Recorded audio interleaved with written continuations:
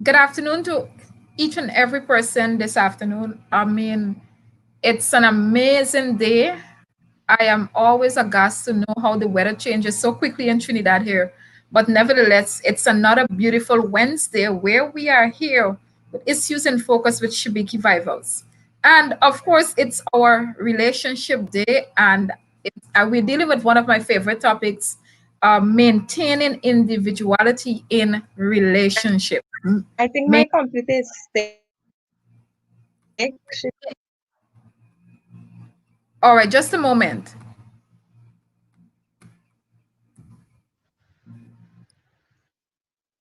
What one of the things we will do, it's one of the things we will do is this. So very soon I I'll be okay. introducing.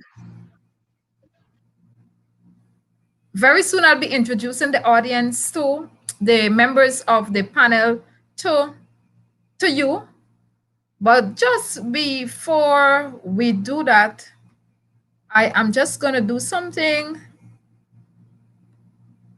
So we'll be back. Just give us 30 seconds as we do the countdown. Remember, but while we wait, please share this to persons who are to your pages so that others can be notified.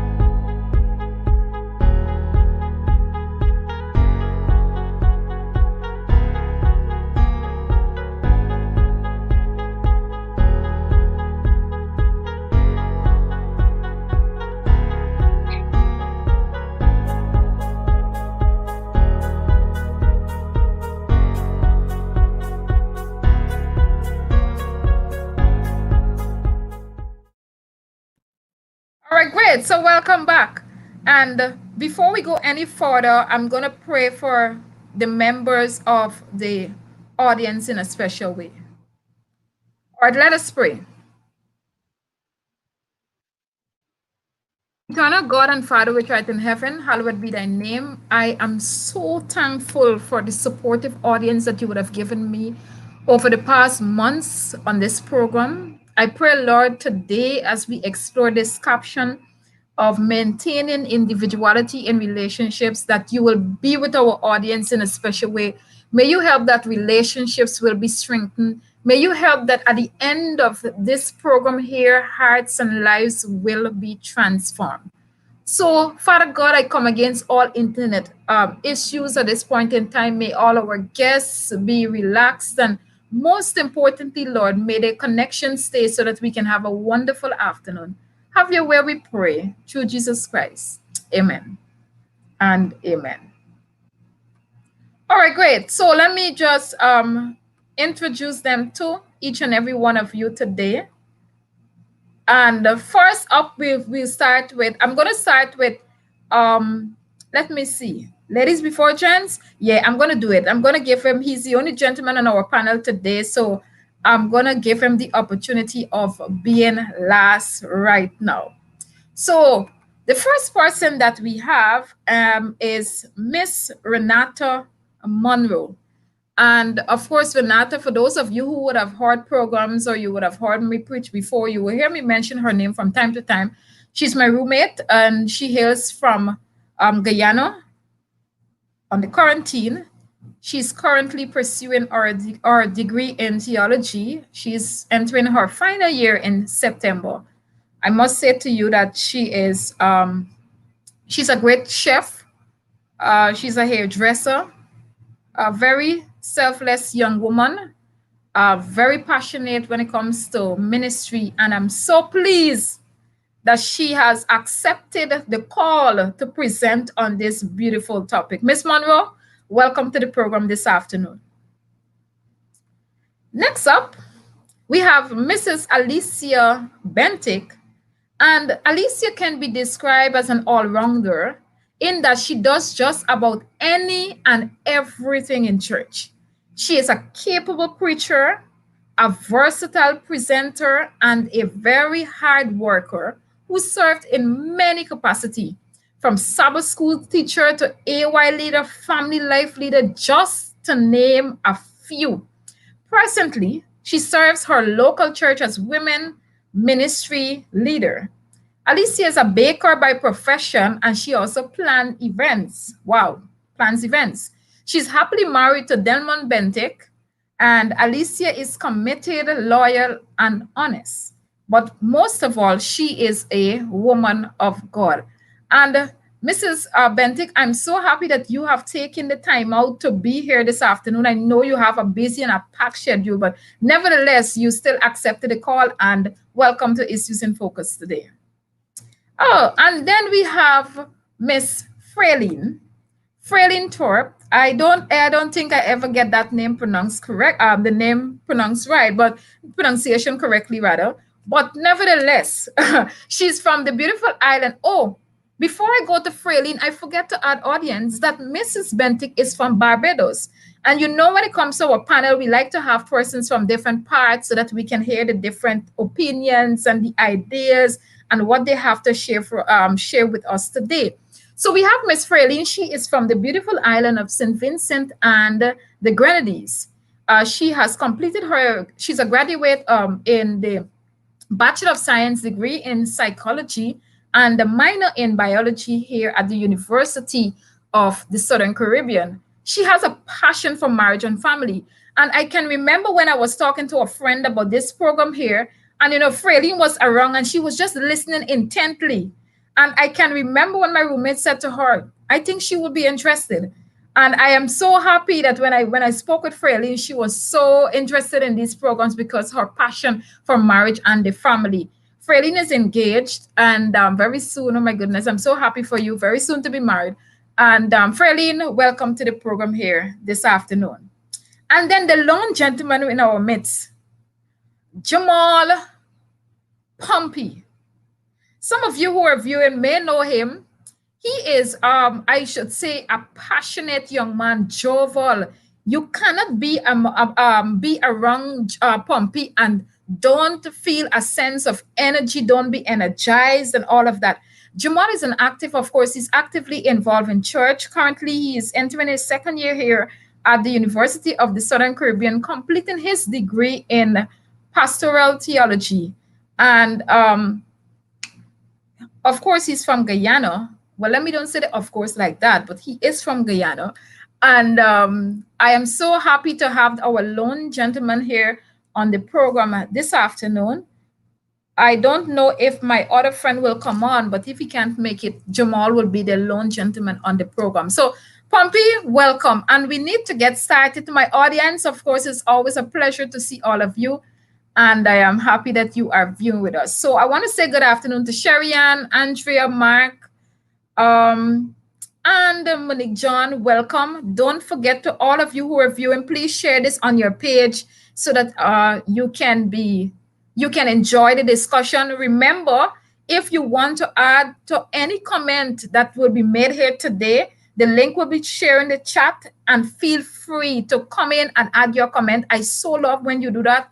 It brings an extra spice to what we offer here this afternoon. Hi, Talisha, good afternoon. And Sister Gwendolyn, good afternoon. Great. So let's get straight into it. We are looking at maintaining individuality in relationships.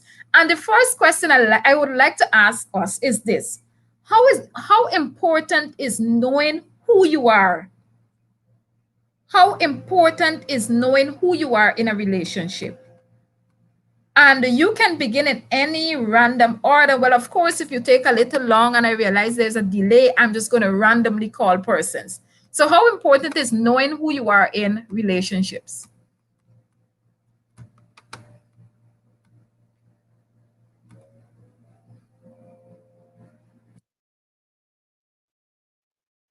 All right, this is the moment I love. You know why I love this moment? Because I have the opportunity of selecting who I want to go first. So I love this moment. So I'm going to do a reverse role here. I'm going to go with the single people first, and then I'm going to take Mrs. Bentic. So she's fortunate she'll be last. So let me go with the lone gentleman for a change, and Pompey, you're going to start the ball for us this afternoon. How important is knowing who you are in relationship? Good afternoon, everyone. Good afternoon, viewers. I like the way that you started, Shibiki, is with the singles first. Uh, Nevertheless, how important is it for me to know who I am in a relationship? For me, it would be based on, I'd like to say, just one sentence quickly. It is important for me to know who I am because when I know who I am, I am able to function and operate better in the relationship. So that is what I'm going to start with and have the other singles comment on this question. All right, thank you very much. Thank you very much, Poppy, for sharing that. Miss Monroe.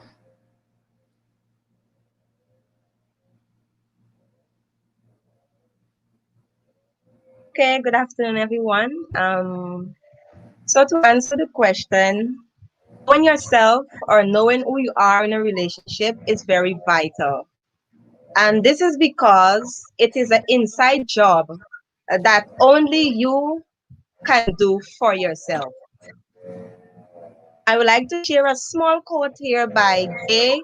Paulsen. It says that knowing others is intelligence, knowing yourself is true wisdom, mastering others is strength, mastering yourself is true power.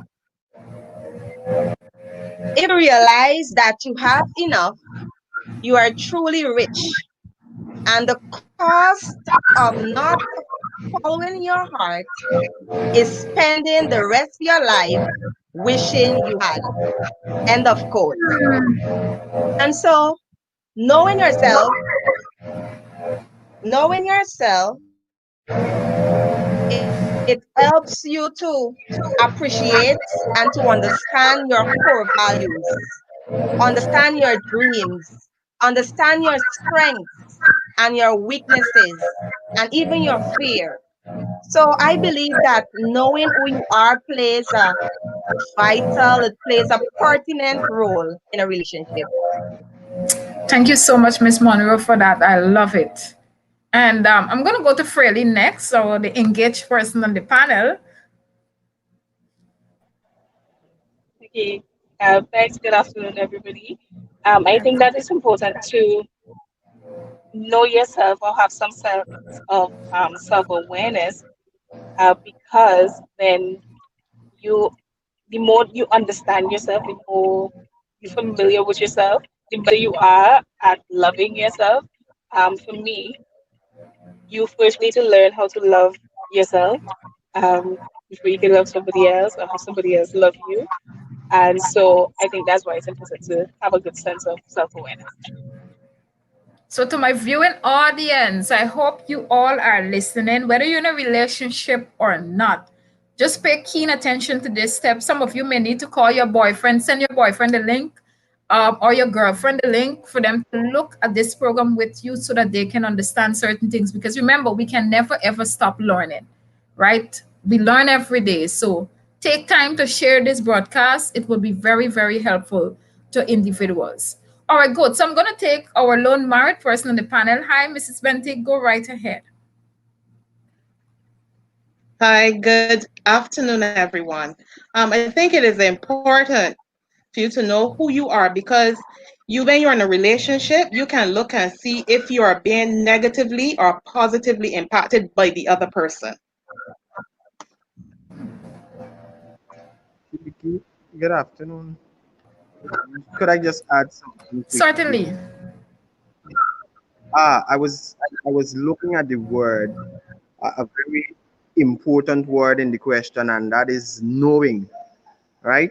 And I was asking myself, like, why and how is it important for me to know? Now, what exactly does knowing mean? And for me, knowing means that I am undoubtedly certain, absolutely positive about something. So there is no particular chance where if someone comes and tell me, "Sister, everybody, this is a bottle," when I know it's a book, right? No one cannot make me believe that this is a bottle. Well, some person probably could make me believe that it's a bottle. But when I know in full essence that this is a book and and I'm undoubtedly certain about it, I am now able to place it on myself. So when I know myself fully, certainly, undoubtedly, and I'm absolutely positive, then I can go forth with this particular that is constant in any relationship and be certain on that is it for me. Thank you very much, Pompey. Pompey, with all of those synonyms that you use, I do hope and trust that you know who you are. I'm just putting that one out there and to our audience. And when there's one thing, when there's an alone gentleman on the panel, most of the times, they're under severe pressure. And I'm happy that, when he brought out and added that extra knowing, bringing out what that word means, I felt really, really good. So, ladies and gentlemen, please let us know ourselves. And I want to add this comment, show this comment here that Tilisha made here. And she says, unless you know who you are, where you want to be, then that will impact your relationship ultimately. Talisha, please note I'll have to get you on the panel one of these days. I'm loving the comments. This is not the first time you've been commenting on the program. I'm loving it. Yeah, I need to send you an invitation letter. If you don't know what affects you, what motivates you, then you can easily be led astray, find yourself stuck in a rut, or easily take your partner and their efforts for granted. Excellent submission. Excellent. I love it very much. And it carries me to the next point. And remember, audience, I'm going to post the link in a few. Remember, if anyone wants to connect the link, or you want to, of course, if you want to show your face or not, but you want to give a verbal comment, feel free to do so. I really appreciate it very much. And it carries me to the next point. And what I want to know is, as it relates to compatibility, and we understand that compatibility is pivotal, right? But should this prevent individuals from being who they are in a relationship? I just really and truly want us to explore this one, because this is a question that I love very much. So we're going to go in random order. I know Jamal is smiling very much. I'm thinking to myself, could we have the individuals that actually are in relationships to answer this question first and foremost? That is all. All right, Jamal. So, ladies, he's giving you the ball. Go right ahead.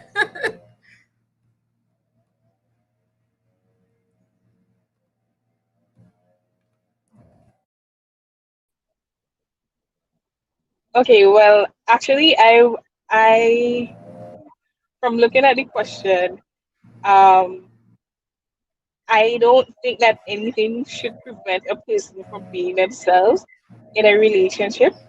Um, when the initial part that says compatibility is pivotal, defining what compatibility is, or trying to figure out or understand compatibility might be something that we would have to explore, because I think in the way I usually hear it or how I understand sometimes to think about it, it's not really something that I am subject to, if I could put it that way.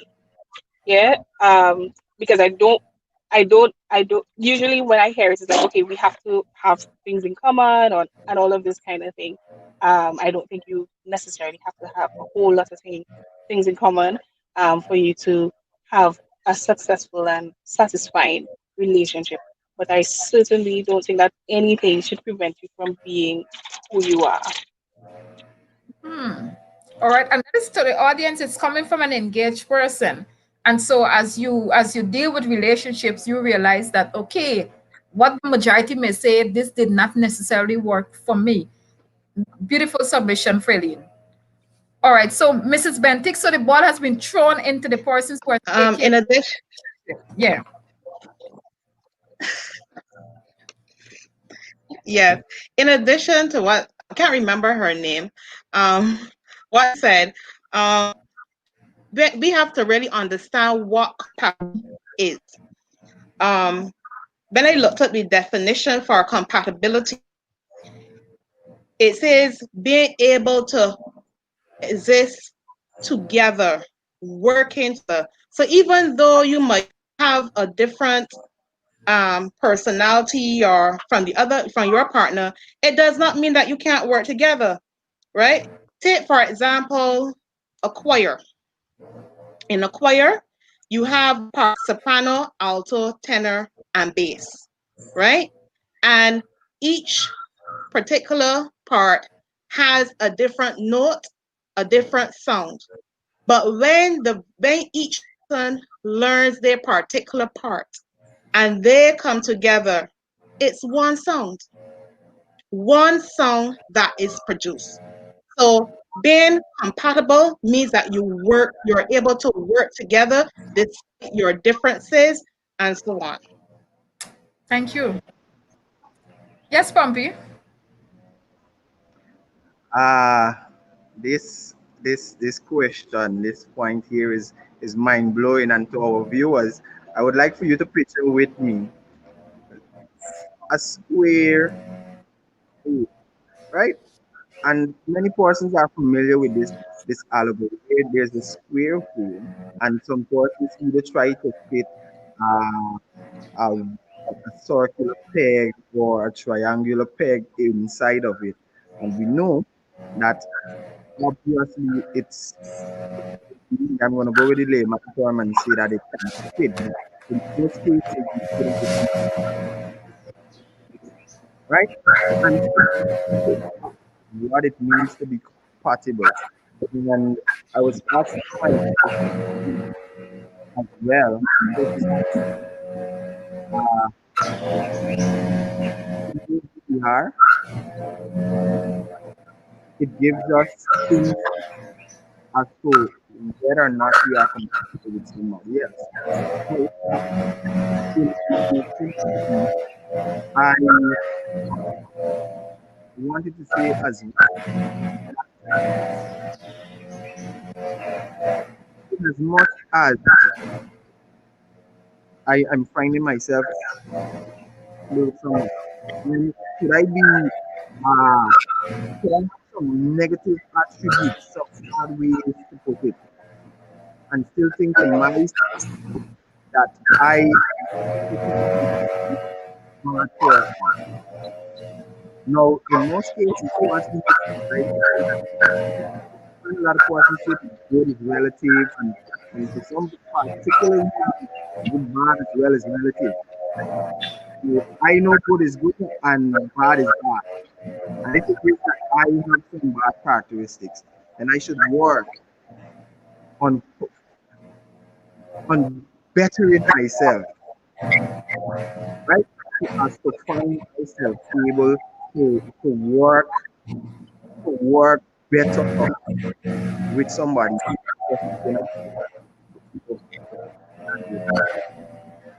Thank you very much, Pompey. Miss Monroe.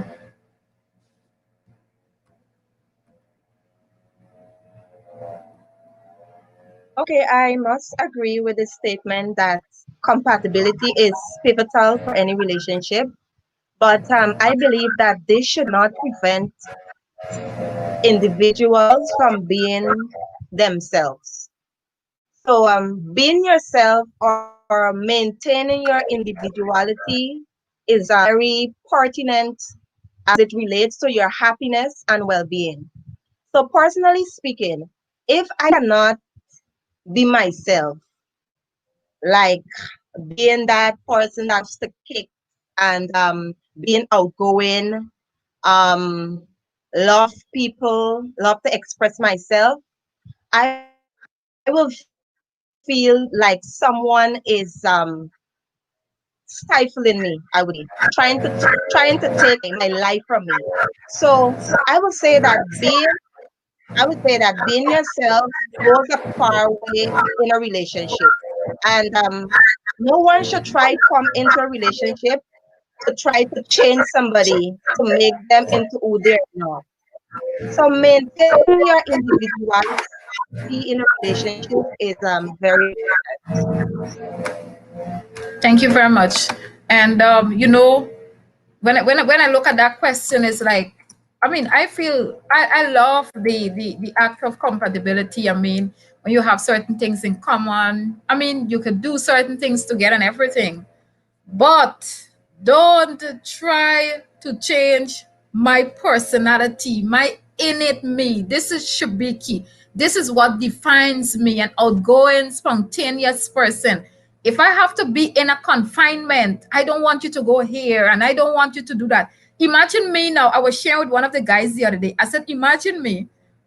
A guy enters my life and says to me, Shibiki, I don't want you to do issues in focus anymore. I don't like how you be on social media. I don't want you to do that. Bro, you are taking, there's a taking a life out of me. Renata mentioned stifling.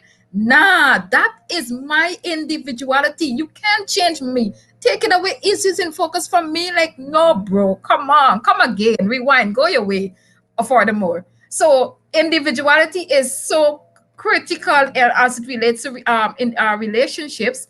And again, Tulisha, with this point, and when she mentions this, she said compatibility is not necessarily about sharing the same views, likes, or dislikes. Compatibility is deeper than that and goes to the harder issues. Being able to understand and respect each other's differences, yet working together for a common goal. If you are not free to be yourself in a relationship, exactly, then you need to take a step back and reevaluate yourself and your relationship. That's the point. And I think some of us we love so much Pompey. I know we love the man or we love the woman so much. I just want to please him or her, Mrs. Bentic. And we end up in problems. Yeah, Pompey, you're saying? I was saying very much. Yeah, yeah. So we got to be very, very careful with that. And I want to know, ladies and gents, as it relates to partners now, should partners feel threatened by partners' separate interests? And I love this topic. Not even I should even dig it a little deeper. Not only just separate interests, but perhaps accomplishments. Let me just put let's just add that piece in. Should partners feel threatened by separate interests and accomplishments? Let us hear you on that. Okay, just to go back a little bit, right? Being in a relationship should enhance who you are I love that. in a positive way. Nobody should try to how should I put it? Nobody should try to change you into, but sad to say, sometimes that is what happens. We will in a marriage relationship. You will hear, you can do this like me, you know? Those are things that will come out, right?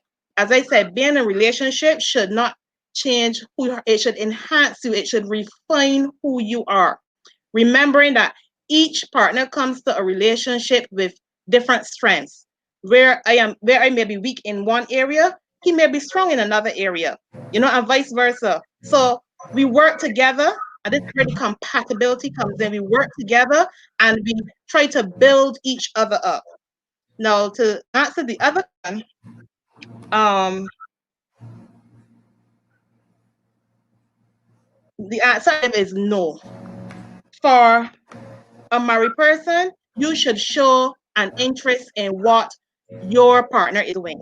You should be there to support all the way. It's about giving support. You shouldn't be jealous of the other person's accomplishments. When they accomplish, you accomplish as well.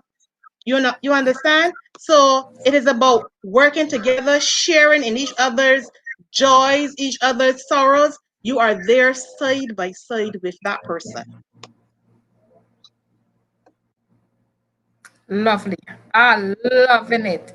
And Pompey, just before you speak, before I take you on Freline, um, Dylan had a point here I forgot to mention when we were dealing with the last question, and he said, I would think if you can't be who you are, then maybe you aren't compatible. What are your thoughts on that? Before we're gonna go back to that original question just now. I would think if you can't be who you are, then maybe you aren't compatible. Maybe just one or two of you, if you have any thoughts come to mind when you listen and when you read this. I'm looking at it. Good afternoon again. If I can't be who I am, uh, then maybe I'm not compatible. If I can't be who I am in its full sense, then my question is, then who am I if I'm not myself? Hmm. Right? And ponder on that for me, and let me come back to this question. It's a very interesting question.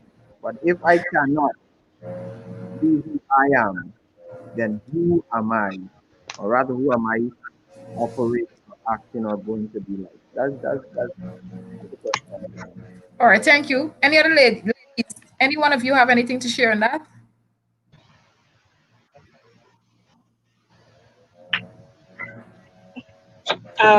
Well, I think it's an interesting question, and Pumpy was asking something else about if you can't be who you are, then who are you really being? Now, if we're taking it a little further and thinking about it, um, we could ask, why doesn't the person feel comfortable being themselves? Yeah, because all of us, um, whether we like to admit it or not, we oftentimes we give a version of ourselves to people, like when we just meet them or whatever, we present the best version of ourselves. Yeah, and so that's who you are being when you're not like being yourself, basically. Um, and so I think if somebody, I won't necessarily say that you're not compatible if you can't be yourself, but maybe assess why you don't feel comfortable being yourself. If it's maybe something within yourself, or maybe because it could be something within yourself and not necessarily something that the other person is doing.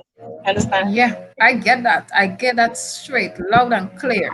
Anybody else have anything to add? Okay, Pompey, go right ahead. I'm back, and given the fact that I'm back, I was thinking about chocolate. Strangely, chocolate is loved by many people. Mm-hmm.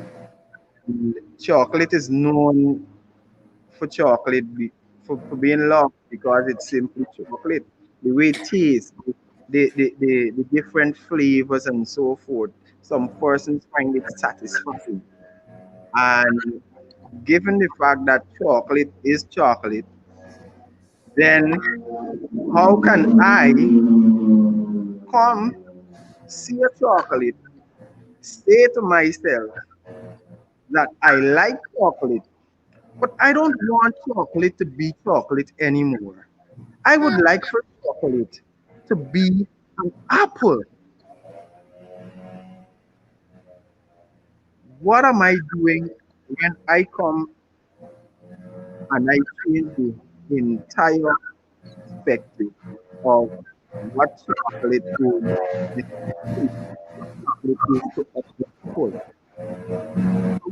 You may find chocolate distasteful. Some people chocolate. Okay.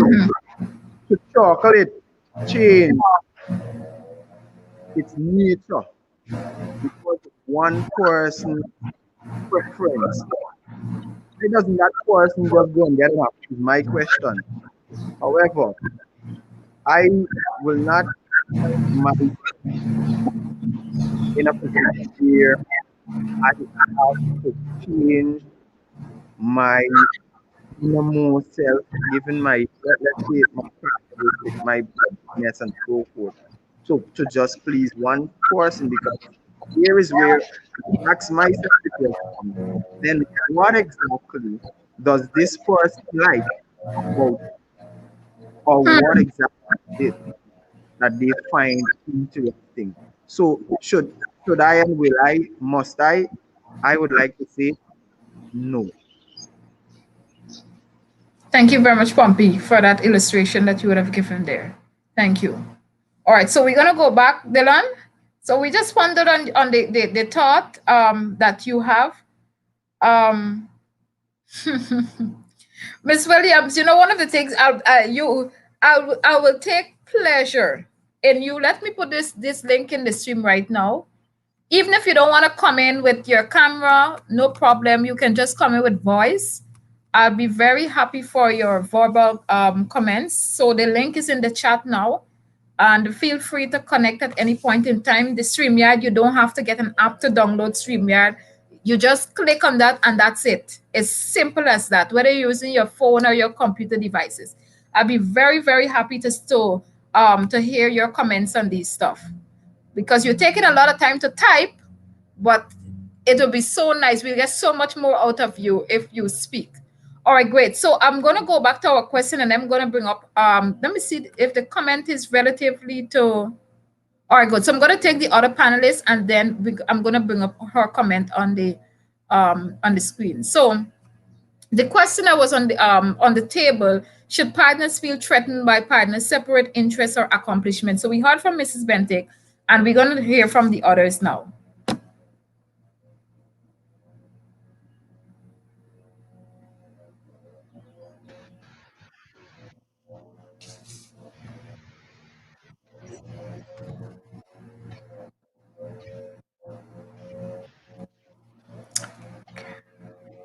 All right, while you guys ponder on that on the question to see who's next, so the comment that she has here is in reference to what Dylan would have stated. Dylan, please take note of another young lady answering your question here, or your comment that you made, the statement you made. Not necessarily, it may actually be an indication that you have deeper issues, maybe struggling with self-esteem, so true, or self-worth Yes, issues. Miss Shibiki.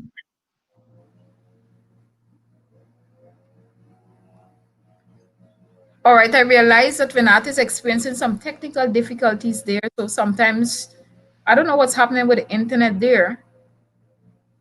But Renat, I'm going to take your comment in a few. She continues to say, you may well be compatible, but you are not allowing yourself to actually grow in the relationship because you are too focused on keeping, oh my God, girlfriend, yes. You're so focused on keeping the relationship. Maybe the person had a negative experience and feel if he or she is themselves, then the partner will leave. And the idea of being in a relationship is more important to you. There may be many reasons the person is. Oh, many reasons the person is. Yeah, yeah, yeah. Thank you for that comment there. Um, Miss Monroe, are you there now?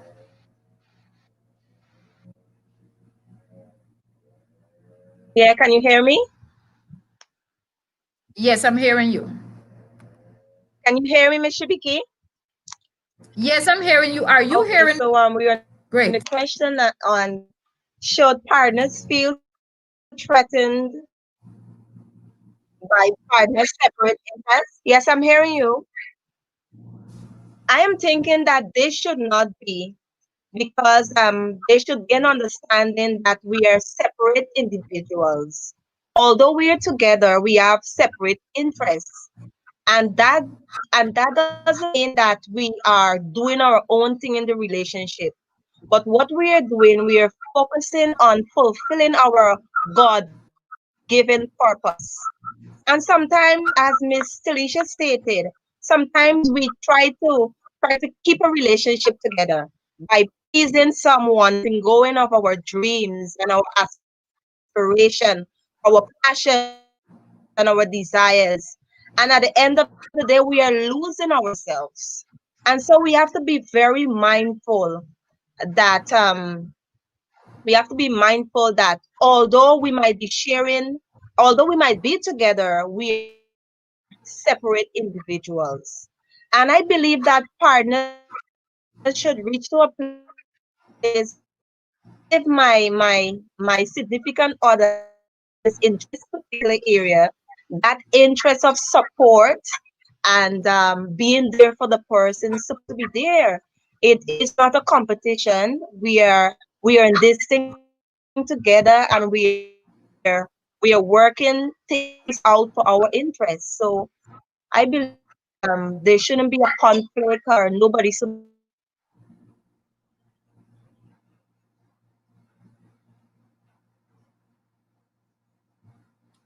All right, great. Thank you very much, Miss Monroe. And great. Thank you for the submission. I love that. Fraylene.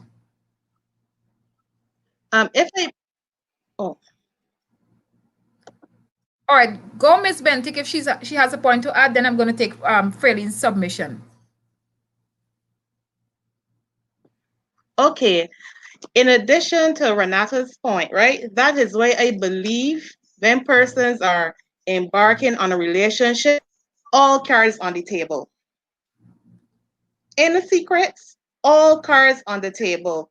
You have an idea as to what my dreams, my aspirations are. When I start to pursue, don't tell me you didn't know, getting jealous or anything like that. No. Sometimes this is the problem in relationships. People do not share upfront what their dreams are, what their aspirations, what they intend to do in life. And then when partner decides, oh, I can take extra class, maybe in psychology or some other area of study, maybe botany or something, then the other partner can say, wait, what wrong with you? Were you studying for? That kind of thing. And then you cause a lot of problems and friction within the relationship. As I said, upfront, cards on the table. This is what I'm about. Let me hear what you about. Hmm. People, are you listening in? My audience, are you listening to that? And that's a counsel from a married woman, right? Cards on the table. And just in case a child is listening, I'm not talking about playing cards with Jack and 10 and 8, right? We are talking here about bringing our innermost, maybe our emotions, maybe our thoughts,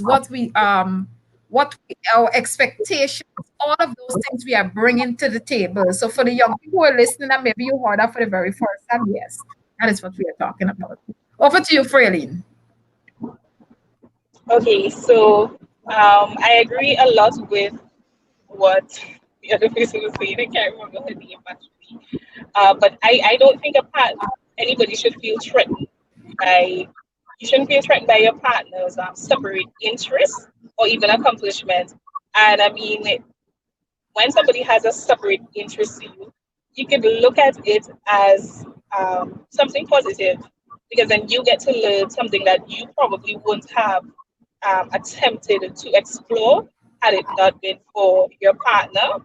So you can learn with your partner and grow with your partner at the same time. And just like the other person was saying as well, you lay things out. You talk about your dreams and goals beforehand, so that your partner can have a sense of okay where you want to go and what they can know what to expect. And I know sometimes so you might not even know like when you just get into a relationship, and so that goes on to another point why it's super important to constantly I would phrase it as making sure that you constantly date your partner basically, so you keep in touch with them, know okay, this is now where I'm thinking I want to head. These are the things that are annoying me right now. These are the things that I like right now. So you kind of constantly sort of date your partner in a sense. Yeah, so you know you both of you on the same path basically. Constant dating.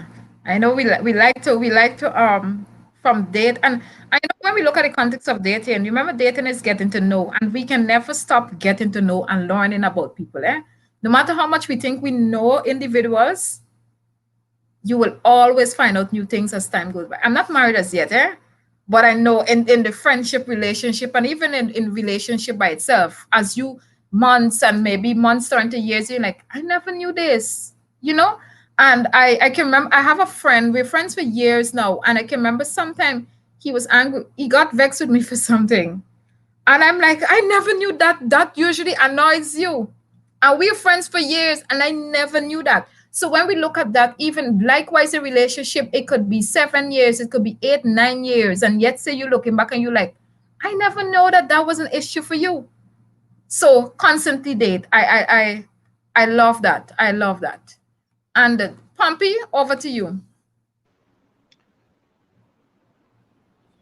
My answer to the question is a resounding no. However, I would like to tickle some minds quickly.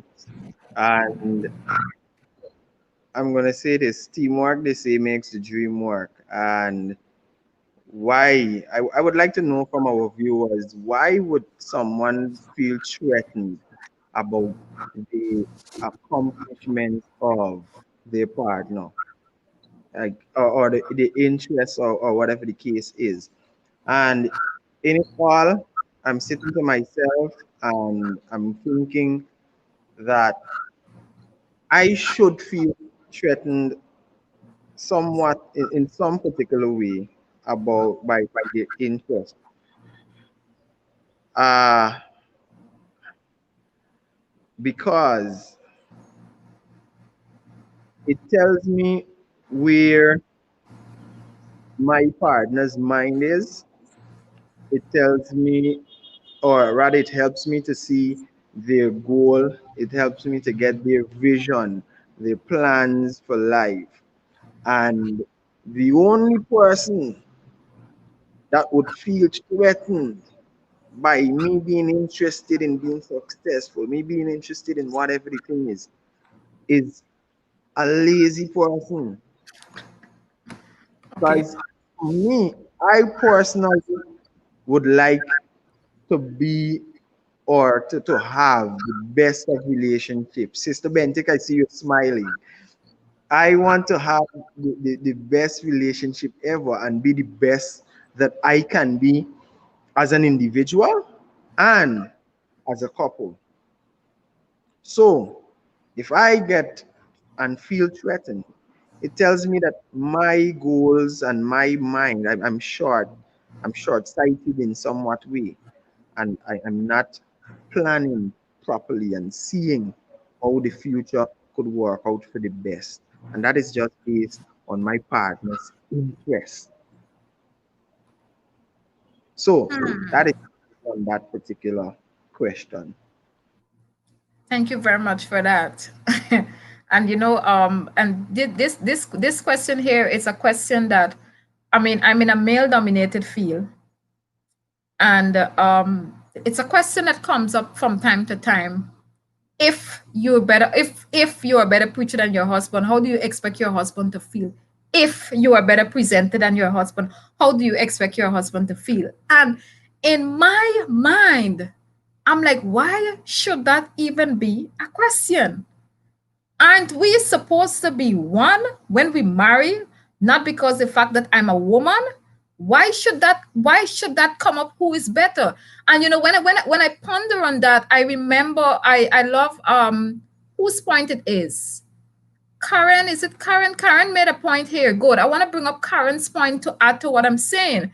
When she says a relationship is not a competition between two individuals, it's a relationship where you build another. Our separate interests is what gives us our individuality, and that's the point of it, right? So, my husband or even I should be very happy, elated with each other's accomplishment, because whatever he achieves, in my mind, I achieve. Whatever I achieve, he achieves. So, I mean, we need to move away from this point. And Pompey, I don't know if it's that extra ego thing with you men or what. Maybe you can help me to understand that, but I don't get it.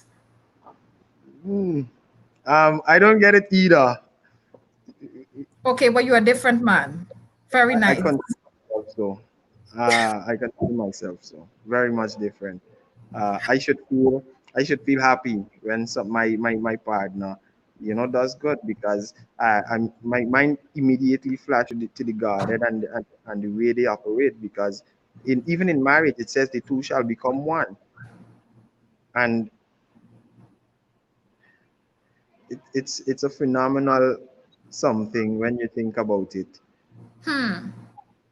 My and this could relate back to question one. Me knowing who I am and the individual knowing who they are, different, coming together and creating something unique, Yeah, definitely. unstoppable. So that's it on that Thank you. question. Yeah. And I just want to say welcome to some of my guests who would have joined us. Hi, Sister Donna. It's always good to see you on the program here. Brother Saul, viewing on YouTube. Nice to have you. Hi, Sarah. It's been a while, but I'm happy to see you here this afternoon. And John has a comment here. He's viewing on YouTube and he says, you want to maintain your individuality in a relationship. but the person wants to change you to become what they want. Oh, that's a question. So I'm going to come there. Two questions. John, there's another question before this. So I'm going to see if there's any other comment that I think we can bring up here. And then I'm going to go to the question that was asked by Quincy Peters. By the way, Quincy, welcome. I'm so happy to see you here again this afternoon. And Dylan says here, comment, I can't just say I would not be threatened. Okay. If I feel if I feel it would not it would not be beneficial to the relationship, or I'm not comfortable with it, then yes, I'll be threatened. All right. It is not only about the financial benefits. If I feel it would not be beneficial to the relationship, I'm studying in the context of, okay, your separate interests, but may not be beneficial. This is an interesting point to know, because how in my mind, I'm thinking, why should not my separate interests be well, maybe in the context of if one partner rather like to party and it's not beneficial, maybe in the negative side. I'm just going to stick to that, thinking that is the negative side, that it would not be beneficial. Because in my mind, I'm thinking, if it's a positive something, that positive something would be beneficial to us, even though it's a difference, right? Anyway, or I'm not comfortable with it, then yes, I'll be threatened. Dylan, I'll be very happy if you can expand a bit on this. If you have the opportunity, you can. Great, excellent, excellent. So the link, I'm going to post the link again, and he is going to share and expand on this so I can be clear. I don't want my mind to go where it should not be going this afternoon. So Dylan, the link is there, and feel free to add to the stream to give your comment here. So there are two other questions. Hi, Curtis. Happy to see that you're listening in today. Remember, for all of you who are viewing, please don't forget to share this live broadcast to persons on your page. And by the way, for those of you who may be viewing on someone's page, remember, if you make a comment, let's say under your friend page, I will not be able to see your comment. The only how I can see your comment is if you like the page Issues in Focus with Shibiki Vivos, or if you're viewing on YouTube or on my page Shibiki Vivos. That's the only how I'll be able to see your comments or the questions that you have asked. All right, great. So I'm going to go back to the chat, and we are going to take, okay, Dylan is not here as yet. All right. Hi, Daniel, Nathan. Good afternoon to you. So I'm going to take the first question, ladies, and well, Gemma and Jen. So the question that Quincy Peters asked is this. He said, can you make someone compatible if the person is open to learn? Can you make, I'm looking at the word make, right? Can you make someone compatible if the person is open to learn? What do you guys think?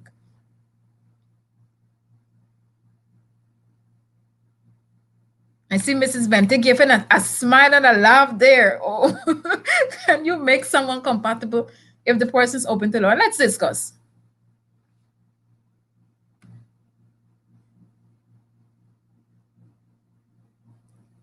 Quincy, your question has everybody pondering, bro.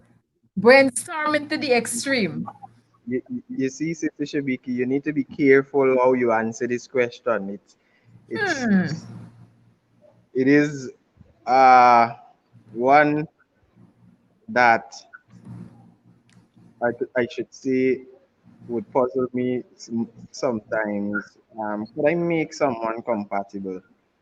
Um, I'm tempted to say yes, and I'm tempted to say no.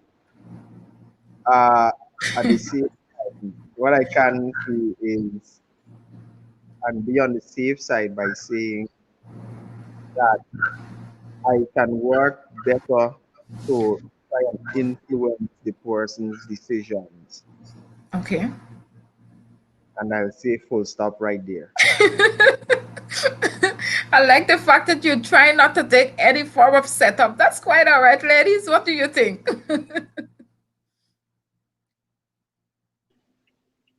I am trying to make sure that I understand what the person is trying to ask. Yeah. If you can make, I'm not sure if they mean, okay.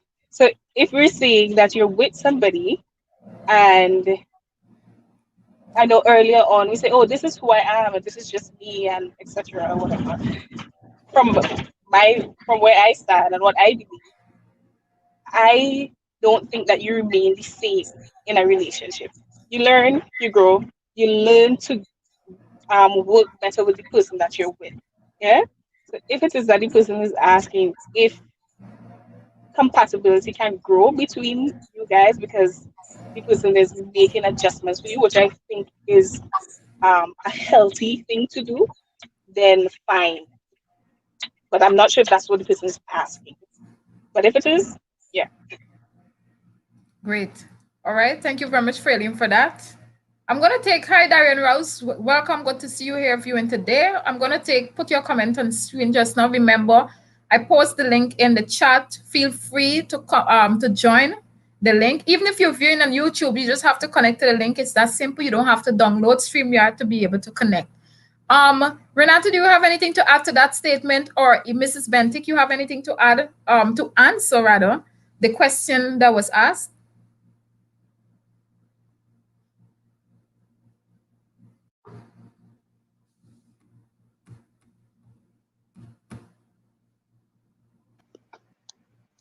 Like Jamal, I'm going to be very careful how I answer this question.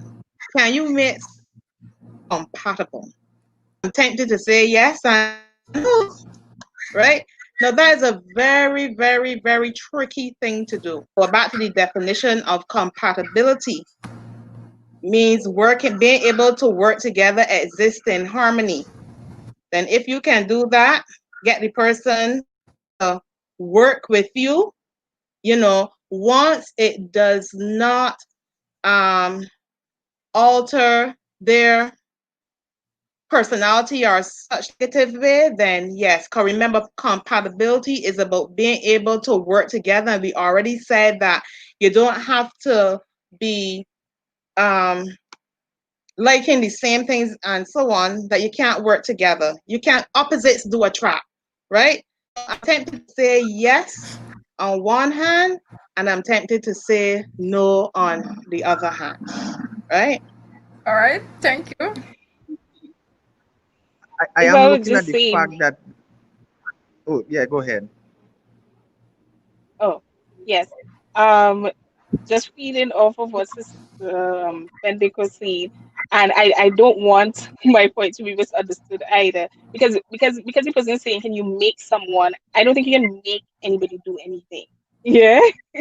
So the person has to be willing to work along with you, and like she rightfully said too, opposites do attract, and then and well, thing about relationships and so on, um eventually those things that you sort of were attracted to in the beginning start to irritate you coming down after you've been with the person for a while. And so sort of maneuvering that, or if the person is willing to work along with you in sort of like building something that is unique for the both of you, that's what I'm Yeah. saying. I think it's completely fine. Okay. Thank you very much. Pompey? Uh, yeah, I was gonna just make note of the latter part of the question, um, or statement, is that if the person is open to learn, Yeah. I'm really, I would like to get some responses from the viewers first before I attempt to Well, share. comments are coming, and I'm going to share some comments from the viewers in a few.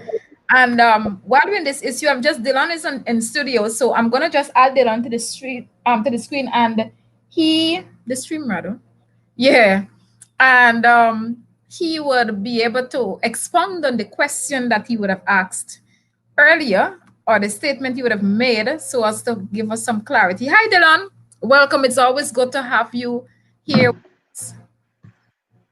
Good afternoon. You can Yeah. hear me? Yes, I'm hearing you loud and clear.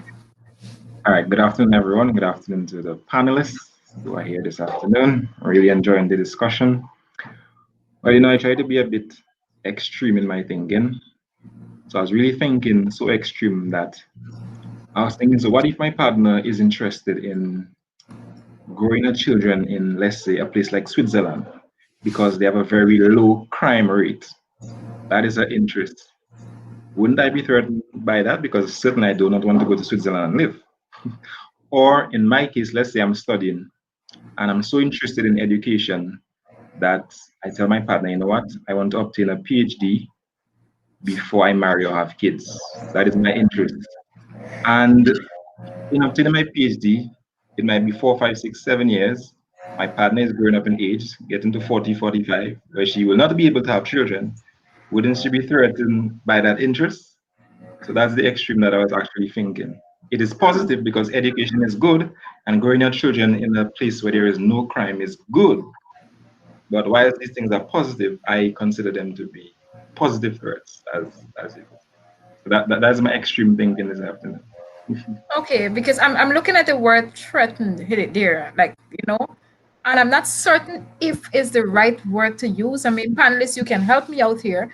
I'm not certain if it's the right word to use in the context of the scenarios you would have shared to us there. I may have a concern, of course. Karen might go into a foreign land that I may not want to go. I may have a concern with the fact that, hey, this person wants to do a PhD. I want to get married. I mean, and looking at the woman's perspective, right? I want to get married, but he is just focusing on studying.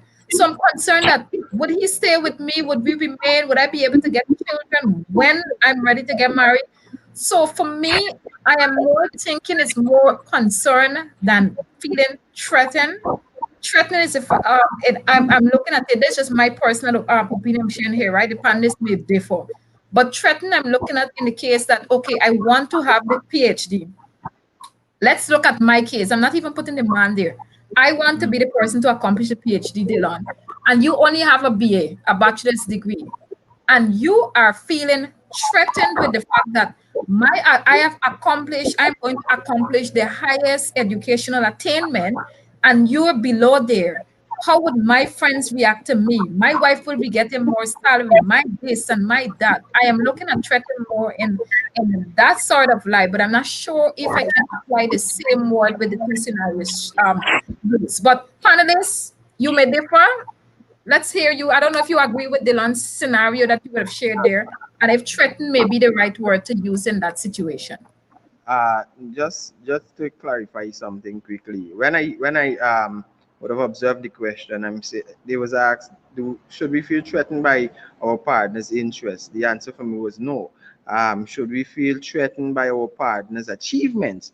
Which in turn for me is a whole different question, right? And we would have been alluding to majorly achievements and so forth in our responses. And now I should not feel threatened, and I would not be threatened. And I'm going to answer this in the most unfavorable of ways. It's, it's, they say that the people in hell want water, but it doesn't mean that they'll get it, right? My interest, no, stay with me. My Yes, interest, stay with you. yes, my interests are my personal uh should I say goals for the want of a better word are the personal to me, right? Which means that me acquiring them is based on my ability to go and have them, or at the same time, my ability to have the support of my partner to get them. In many cases, we expect to get everything that we want, but that is not the case in reality, because I may be interested in purchasing and having shares in the some conglomerates and so forth, these big multi-billion dollar groups. However, let's look at the possibility of that happening with or without support. So my partner, Dylan, may be interested in going to Switzerland. I wouldn't feel threatened because I know that we'll have to discuss that, right? We're gonna have to discuss it, Definitely. and we're gonna come to a conclusion on the whole matter, Make a nice compromise. right? So we need to understand that our interests are personal, and sometimes they do come true, and we need to live with life and know that sometimes they don't. So I'm going to work on that premise there. Thank you. All right, thank you very much. I don't know if Fraylene has anything to add or Renata has anything to add to Dylan's section. But Dylan, yeah, you're an extreme thinker. Okay, just to I was just thinking whether that, as Jamal was speaking, he say it has to be discussed.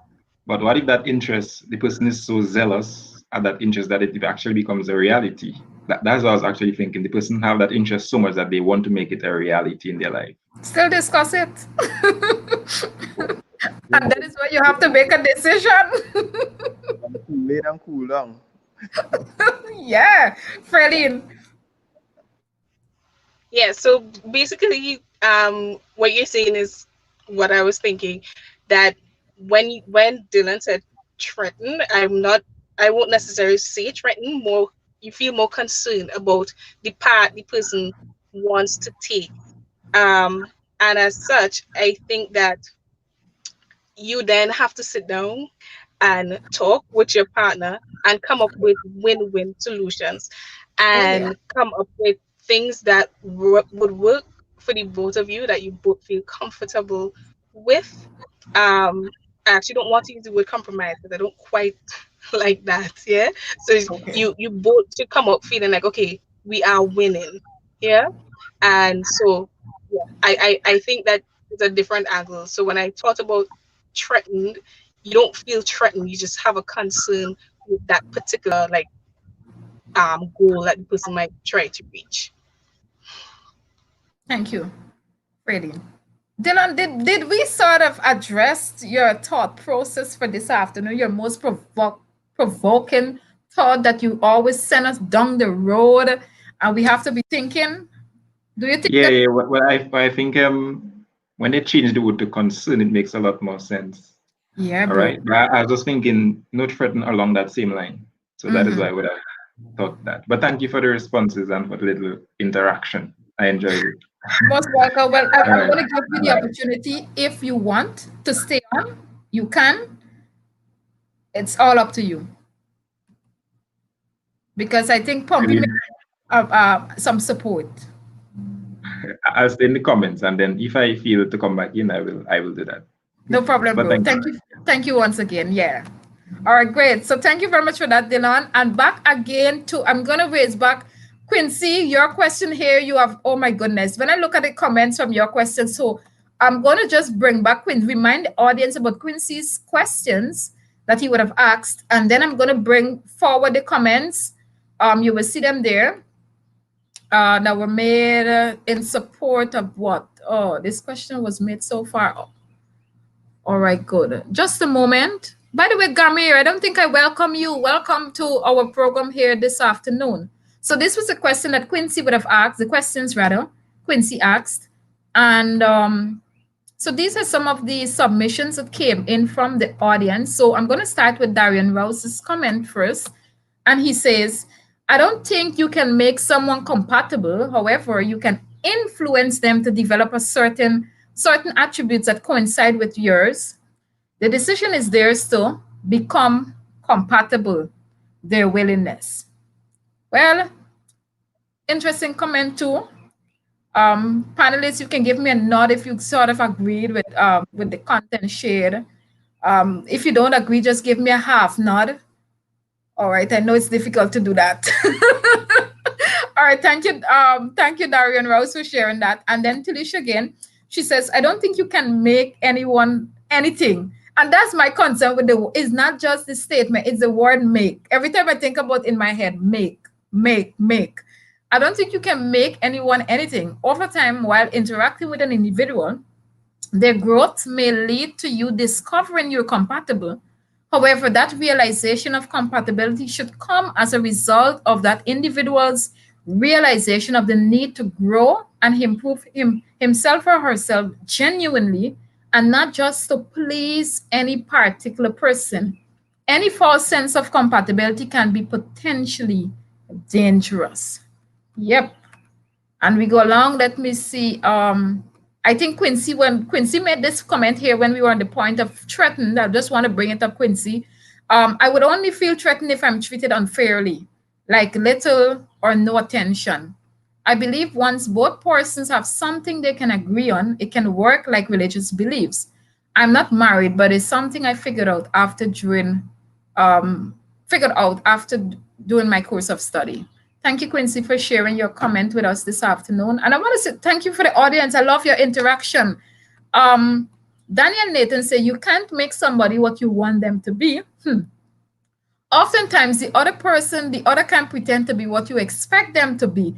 What you expect them in early stages of the relationship. Any false sense of compatibility is very dangerous. You hear that? Any false sense of compatibility. And that is why when men ask me the question, Jamal, what do you like in a man? I guess, what do you want in a man? And I'm like, oh, be yourself. All right? Because at the end of the day, I don't want anybody just doing things. Pardon me? I'm saying I support that. Be yourself. Yeah, I want nobody to come to prove that he's so holy and sanctified and reaching heaven. And right where you look at it, he was. He even in the valley, in the pit. Like, come on, bro. So we gotta be very careful how we even sharing information with somebody. But I love that point. Any false sense of compatibility is very dangerous. Janissa, welcome. And then Karen had this to say about it. Karen DeMattas. Um, can you make someone compatible? I wouldn't say no or yes, but you can strike a compromise and meet each other halfway. Example, if you're a sports person and I'm not, I can sit with you and watch a game and you can join me in that, in what I like at another time. We can still support each other's interests. Yeah.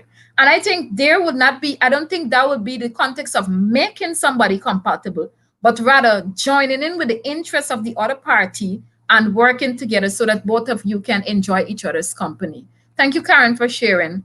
And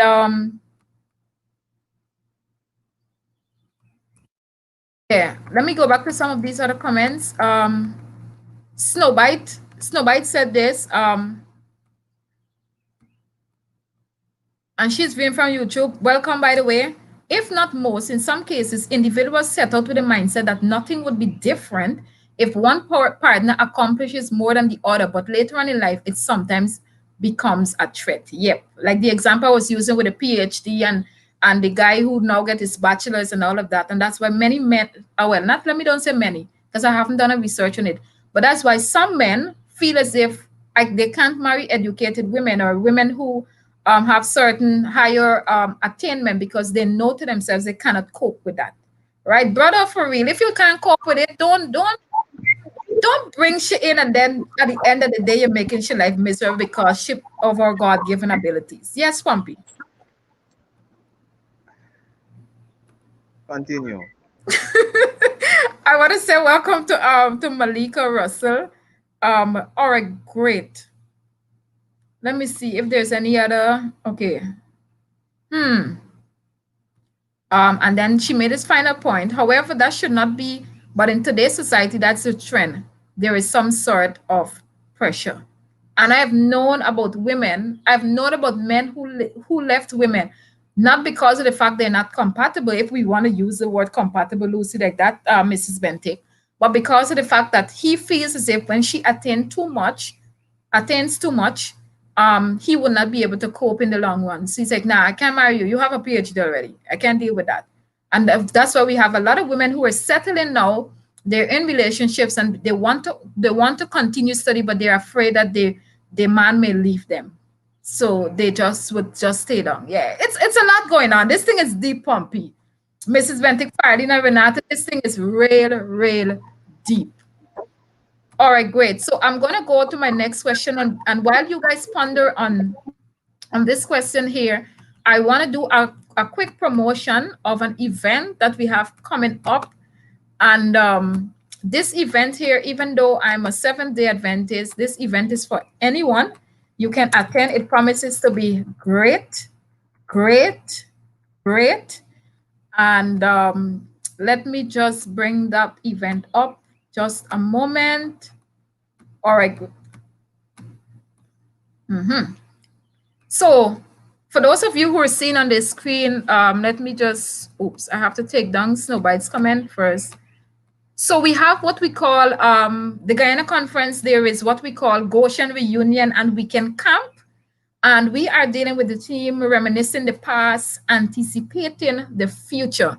And it's scheduled for this weekend, which is August 21st to 23rd, from Friday evening, beginning from approximately 7 o'clock. You can connect to the link. It's via the Zoom link is right on the flyer. The password is there. Or for those of you who love to view things on Facebook, it will be via the Guyana Conference of SDA Facebook page. And trust me, it will be a weekend of fun as we explore various themes and concepts. The last time I met with you on Monday, I shared a bit with you whereby in Guyana there is this Goshen campsite in which we would usually go to. And this campsite is, well, it's nature driven, I should say. And our young people, whether it be our juniors from the ages of 10 to 16, they will go to this camp, 10 to 17 rather, and we have like interactive sessions, we have discussions, we have of course swimming days and all of those things. And then we have the senior camp. If it wasn't for COVID, it would have been, this would have been the senior camp period. Most times it's be from the 19th to the 29th or the 18th to the 28th for an entire 10 days where we have fun, and we learn so much. So we're inviting you this weekend, to all our viewing audience, to this program here. Remember, it begins Friday night at 7. Saturday morning, we have a program that begins at 9, church service. Then in the afternoon, we have an interactive AY, and it will be a youth focused program and a rap session. And then Saturday night at 8, there's a grand social whereby you will see all of our youth directors from the past. They will be sharing some stories, and we will just have some fun. And then on Sunday, there will be, we will have our devotional exercise in the morning and physical fitness. So all are invited. This flyer will be uploaded on my page today, so you can see it, you can interact with it. Remember, again, I just want to say you don't have to be a Seventh-day Adventist to attend any of our programs. All are invited and all are welcome. So I'm hoping to see, remember, if you're there, you can just send me a private message. Say, hey, Shibiki, I am here visiting. You can send me a private message in Zoom, and that would be great. So that's it. So I'm going to come back, bring my panelists back to the forefront. Great. So the other question that we want to explore here this afternoon is the question of insecurities or loneliness. And it is, should my partner relieve me of my insecurities or loneliness? What do you think about that?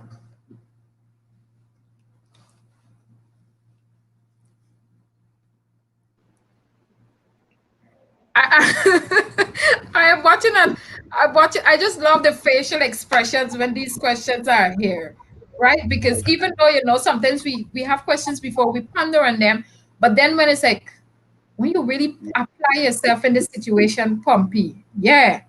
Let me I hear would what like you have to say about this. I would like for the persons with some for experience to aid in the question being answered, and then All I'll right. attempt.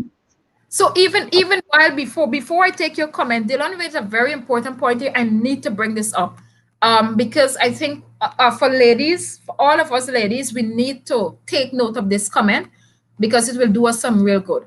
He says, I think men are just a bit concerned for the fact that if she is more educated and her salary is bigger, then she could probably, I love the word probably, yeah, because it doesn't apply to everyone, be a bit controlling or assume his role as a man if she doesn't understand submission fully.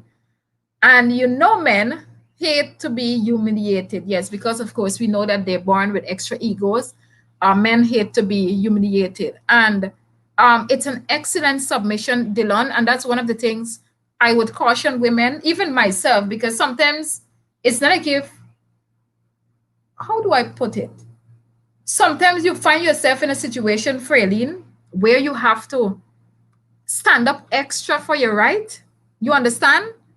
and to find your place in a men-driven society as a woman, not trying to be domineering, not trying to be controlling, but at the same time, find that strength. Hey, after all, I'm supposed to be your helpmeet, bro, right? Not your domineering what should I say?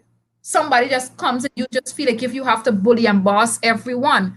But then when I look at it, ladies, I mean, we need to, not because we join a better salary and we earning money, we should be act in a certain way and behave in a certain way. But men at the same time, let us don't get mixed up with that by biblical term of submission. If we understand working together, trust me, it will be a beautiful something. And I think that is what will sometimes we women just want to drive home to you men.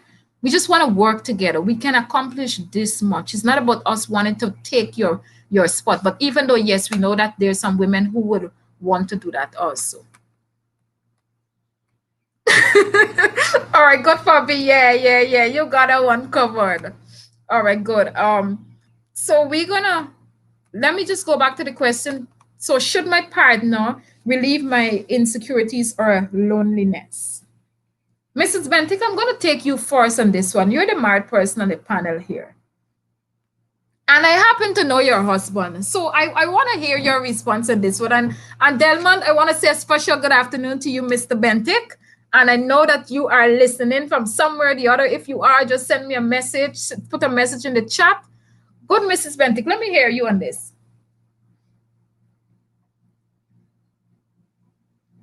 I wonder why Shabiki choose to call me first.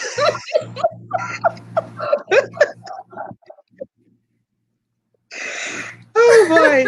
Now this is a rather interesting question. Um, should my partner relieve my insecurities or loneliness?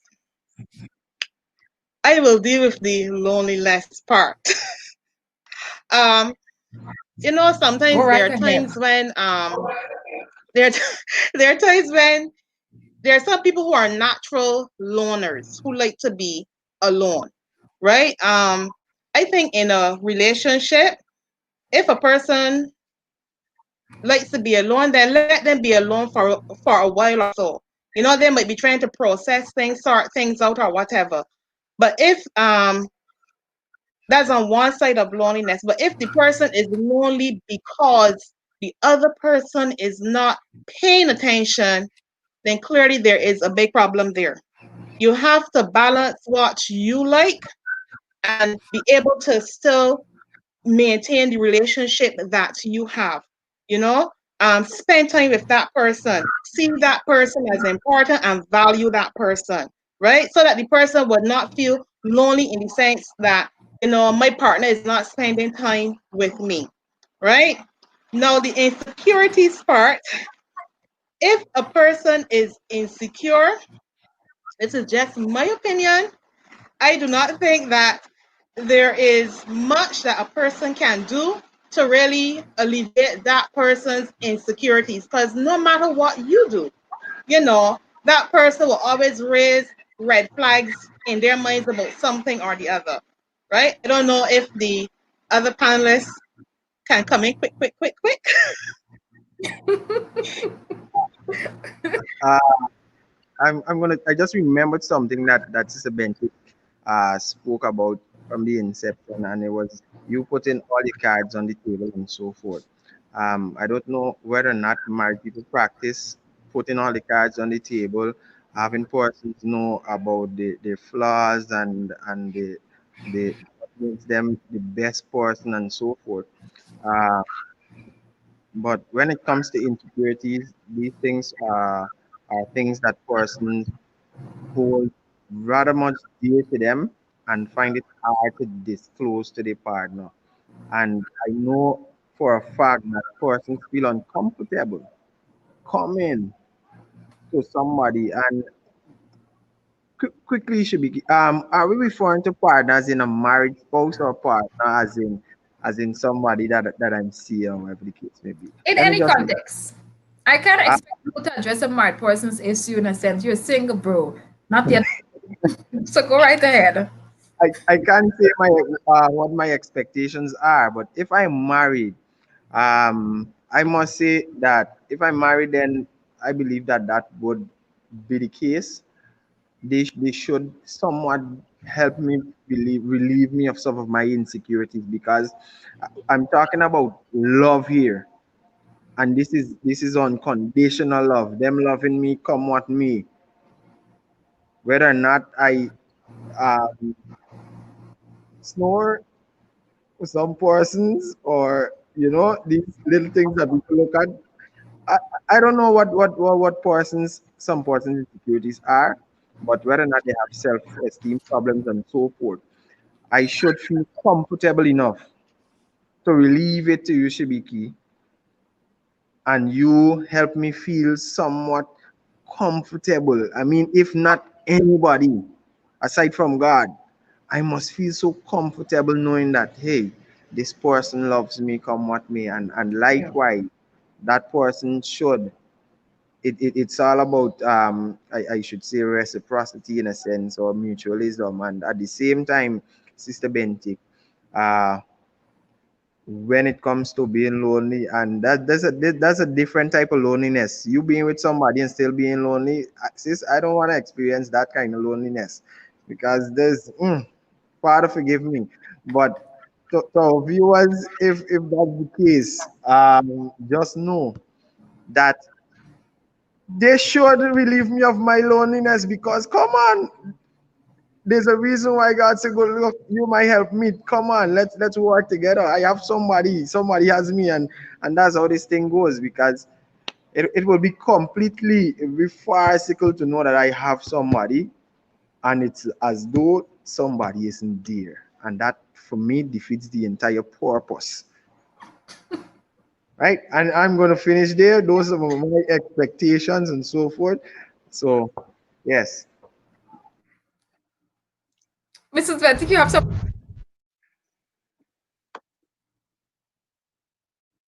Yeah. Yes, Jamal. There are people, I have heard some married couples say that they feel lonely within their marriage. I mean, as you rightly said, that should never be, right? So then we look at loneliness in relation to the question. We have to look at it in its broader context. There are persons who find themselves in relationships, and it's best they were by themselves, though, Exactly. literally by themselves. That person is not doing anything to make them feel happy, to enjoy their company, to see who they are, what they're about and such like. There are persons who are in relationships that are lonely, right? And it is, if you are in a relationship, everybody has to be accountable for everybody, right? And ultimately, you're accountable for yourself, because it is unfair that I'm in a relationship with you and all I'm thinking about is me. Everything is me, me, me, me, me, me, me, me. Sometimes persons find themselves in these relationships. It is two persons in a relationship working together. You spend time together. And if you do that, you know, nobody should be complaining that you're lonely. Nobody on either side. Freeline. So yes, I agree when it comes to the loneliness. I understand that it's a thing. So you can be in a relationship with somebody yet still feel lonely. I imagine, and well, I guess in fact, that is really unpleasant. Yes. And I guess going back to my point about this sort of continuous dating, yeah, if you do that, then it that sort of like it why somebody would even start to begin to feel lonely is because really they feel like you're not there, you're not present. Yeah. And then showing that you always engage with your partner would kind of help with that. So I do think that to an extent you shouldn't be feeling lonely or just like alone. Yeah. While you are in a relationship or with your partner. Yeah. When it comes to the insecurities bit of the question, no. I believe in that self work. and working on yourself. When you work on yourself, you become a better partner. Yes. And so when you identify your insecurities, um, you can share those insecurities. And I think that's the point Jamal was making. Um, that you should feel comfortable enough to share those insecurities with your partner, to be vulnerable with your partner. So I do agree that, but to say that my partner is sort of um, helping me overcome my insecurities, I think that's more of a self worth type of thing. Hmm, great. All right. So thank you very much for your submission, panelists. So of course, my audience, guys, I cannot finish reiterating the fact how I love you all.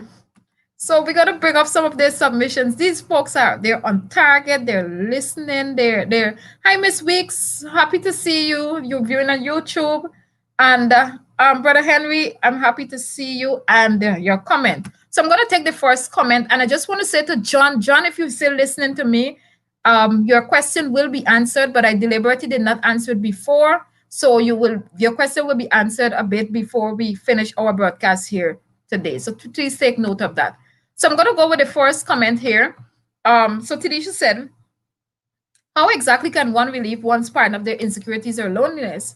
There are some things one partner can do to heighten or lessen the other's insecurities. That's where respect and understanding of each other comes in. However, insecurities and loneliness generally run deeper than we think. Balance is important. Each partner needs to understand the personality and triggers. And by the way, I'm big on personality analysis, eh? Before you get into relationship, I'm big on that. So if you haven't done the 16 personality type analysis, please go and do it. I'm not saying it's 100% correct, but trust me, it is about 90 to 95% correct. For most persons who would have done it, would have proven that. Get to know yourself, because it will help you when you're in relationship, and triggers of the other, and know how best to help that person address that issue without reaching to a point. Exactly. Thank you very much. And then we have Quincy. I believe when you're single, you have. I'm Jamal. I forget even before I continue with Quincy's comment. When you were talking, I felt that loneliness deep within you, and ladies, it's like Jamal was saying, like, nah, I wait too long, lonely. So when I now pay attention to what Quincy is saying now, I believe when you are single, you have enough alone time. Relationship is togetherness. I could be wrong. I don't know. Quincy, boy, you on target. And then we have Basil now. He said, great submission, but I'm not certain, Basil, like, forgive me, I'm not certain whose submission or if it's generic submissions. Anyway, it caused me to think that if there are some great things that the person can do to lessen their partner's insecurities, wouldn't it remedy the situation through their consistency? All right, panelists, that's a beautiful question. So ponder on that as I bring up the other comments directly. Brother Henry is saying, if anyone is lonely in a relationship, then something is significantly wrong. I concur. People can choose to spend time alone that is different from lonely. Exactly, from being lonely. I would dare say that no one ever chooses to be lonely. Yep, many times there are other underlying issues affecting that relationship. All right, good. So, Talisa, your point there, I'm not going to bring it back on the screen, but for those of you who are paying attention to the chat, it's a beautiful refute to Dylan's claim, and that's why it's not a generic conclusion to say that all women would be like that if they attain certain educational accomplishment. I always would say one thing. Pompey, let me, as you're the man on this panel, and I sure many ladies feel the same. I need a man in a relationship. I don't care how educated I am. Be the man. The moment I feel as if, and that's just my personality, the moment I feel as if I have to step into your zone to correct things or thank your mother, first of all, and I shouldn't have to be stepping into your zone to correcting that a man's supposed to be standing for, right?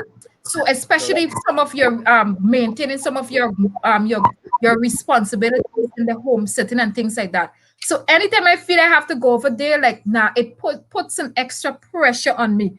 So it doesn't matter what I attain in this life. I need my husband, or even in terms of in a direct relationship before I'm married. I need that person to stand as a man, not to be a dictator, but be the man in the relationship. I respect you for that. I'm going to give you credits and everything for that, but be the man, man. And so Daniel says here that loneliness may entirely be relieved depending on the depth of that relationship. But insecurities tend to be a major underlying factor. Exactly. There are certain insecurities about the person that will be told to the partner as a relationship progresses and the level of trust that is being gained. Exactly. And that is why, while Mrs. Bentic shared about putting your cards on the table, you got to be very careful how you're putting your cards fairly on the table. Are you not yet married? And you're in a relationship? So think about putting all your cards, you with maybe 3 persons before you get married, and putting all your cards on the table. And those relationships never even reach the marriage. And those persons leave knowing, oh, anyway, let me continue this reading this. So there are certain insecurities about the person that will be told to the partner as the relationship progresses and the level of trust that is being gained. Because there are some level of insecurities that will always remain personal, and there will be insecurities that will develop even down the relationship. Thank you for sharing that, Daniel. And he has another point here when he says, I think it's important what insecurities are being revealed and when it is. Yep. What insecurities are being revealed and when it is. At times, the others can work against you when things get sour. Exactly. That's right. All right, great. So we're gonna go back to the question. Okay. So John has. Let me see if I can take John question now. Okay, so I'm gonna take one more question from my set here, and then I'm gonna take your question as we try to wrap up this program for today. So the question that I have here, ladies and gent, is how can you know that perhaps you are losing your individuality in the relationship? How can you know that you are losing, that perhaps you are losing your individuality in the relationship you are in?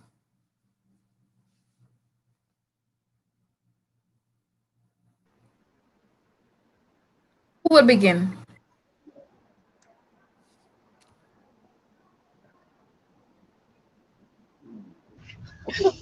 I'm starting. Okay, so Yeah. I will start. Yeah, go ahead. Yeah. Okay. I don't know if it will. All right. Right. So, just thinking about it, um, you can recognize when you losing your individuality. One, when you realize, okay, you're not quite sure who you are anymore, because that could happen. You in the relationship and stuff, and then maybe certain things are being said, and you start to take on um what is being said to you, and then and so you don't even have a sense of who you are anymore. You probably don't dream as much as you used to dream before. Yeah. You find yourself kind of shifting, like sort of philosophies or positions that you would have been holding on to, or that, well, you had, and now all of a sudden it's like being directed differently, or kind of shaky, not sure what's going on. Even the amount of time that you spend with your friends and family could give you a sense of how much your individuality is being maintained. Yeah, and even your interests. Are you still doing the same things that you're doing? And if you're not doing those things, why aren't you doing those things anymore? So I think those things give you a sense of when you might be losing that. Thank you, Ferlin. I was just looking at the word individuality and trying to come to grips with a proper definition for it. However, in the meantime, I'm asking myself, and this takes me back to our initial question and the basis, I believe, of this discussion on everybody knowing who they are. Yeah. I would ask myself, would I even begin to lose my individuality in a relationship that I'm in? And my answer to it would be that I am doing some major compromising, major compromising. And someone would have posted in the comments that I am doing things to keep the relationship, right? So I'd like to think it could be something that I'm wrong or right or whatever the case is me, but I'm just doing things to feel that relationship void, and in it, I am no longer doing things that make me happy. And this is where some major self deception comes in, because I'm lying to myself and thinking that I'm working for the benefit of this relationship, when in fact, I'm just working to do whatever makes somebody else happy. And I am suffering in the long run. Because if we are to be honest with ourselves, in many instances, from the get go, we wouldn't even have been in that relationship. And based our on our character, we wouldn't be in certain relationships. We would know who we are, what we stand for, and what we expect.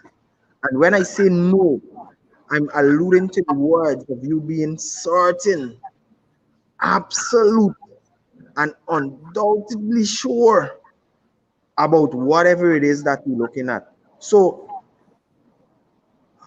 I would know if I'm losing my individuality based on how I start to operate, in a sense, how I find myself managing my time, how I find myself um, engaged in certain activities and so forth, and know full and well that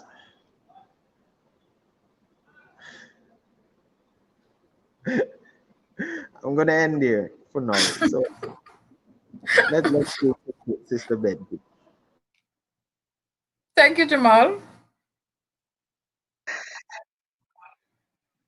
I think that when you realize that you have actually lost your individuality is when when you see it is all about the other person. You're more caught up in and entangled with what they want and pushing what your needs are, your dreams, your aspirations aside, and everything is just about them. Sometimes, and you see it a lot with um younger couples and so on, and even some of the older ones too. You see people in relationships for years, and it was all about what the man wants, or what about the all about what the woman wants, and you have done anything to progress in that relationship. Not to say that there's anything wrong with supporting that person, right? But if in you giving it all to him or her and leaving yourself out, you have not grown. I believe that when you look back in a relationship like 5, 10, 15 years, you should be able to see a pattern of growth, not just Definitely. for the relationship, but for both persons, for yourself as well. You know, you should be able to see, well, look, I was X and Y. I came into this relationship with X and Y, and now look, here I am with A, B, and C. You know, too often people lose just, how should I put it? They're like zombies, just walking aimlessly around with no sense of purpose, and then the other person high, and sometimes, sorry to say, but sometimes when that other person has reached the pinnacle of their dreams and their aspirations, sometimes they don't look back at the other person because they have already attained. They've got what they wanted about in the relationship. So what about the other person? You know? Excellent submission. I love it. And I want to say welcome. Hi, Alicia. I'm so happy to see you. I don't normally put up these comments here, but I want to put up, Alicia, what I want to encourage you to share it to some of the other students who I would have taught before. I mean, some of them I don't have them on Facebook, but I'm so happy. So as a first time, I'm giving you big shout out, big welcome, and continue to share. And I know that you're married now, so I hope and trust that some of these programs will be able to enrich your marriage and be the best you. So thank you for that, Alicia. It was good to have you. Good that you're viewing with us this afternoon. And then we have another comment here by Daniel Nathan. He said, I believe in any relationship, we must always have that intrapersonal time. Your world doesn't revolve around another person, nor does that other person complete you. Oh my gosh. Because only in Christ are we complete. That other person, basically, let me just add this, that other person should complement you, right? We should never lose ourselves in a relationship or even that one thing that makes us stand out. Exactly, be who you are. In relationship, we must support each other in refining our characteristics and becoming someone better. And Anita, let me just clarify something, put out a disclaimer out there. Would that be who you are, right? Some people would use that context, the terminology be who you are for negativity. I'm a drinker, I got be who I am. I'm a smoker, be who I am. I never went to school, that's who I am, right? So we're talking about being who you are in terms of personality, that is things that are positive. Because remember today's topic, we're dealing with individuality, right? And that point you see completes me. Jamal, I don't know if you ever heard of some women, Fairlene and Mrs. Ben, and even Renata, when you hear them saying, oh my gosh, my boyfriend completes me. And I'm like, wait, you were half or something? You were not a whole before? You're supposed to be a whole before you And be in any relationship, right? So we got to be very careful with that terminology there. that troubles me because in most cases when they leave, that means that they now incomplete. They can't function by themselves for themselves, and that's the problem that a lot of people find themselves in. I was gonna allude to something earlier about I don't know if persons find themselves in any relationship picking up certain character traits that the partner have. You know, certain slangs you find, you end up using it and so forth, and it's a concept that makes me relate to what the Bible's principle of two actually becoming one. It's not two incomplete persons, because I first need to do, and I would reiterate what Daniel said, do some introspection and know myself and encourage that person to do the same. So when we have persons who know themselves fully, and it comes with some form of confidence and surety, right?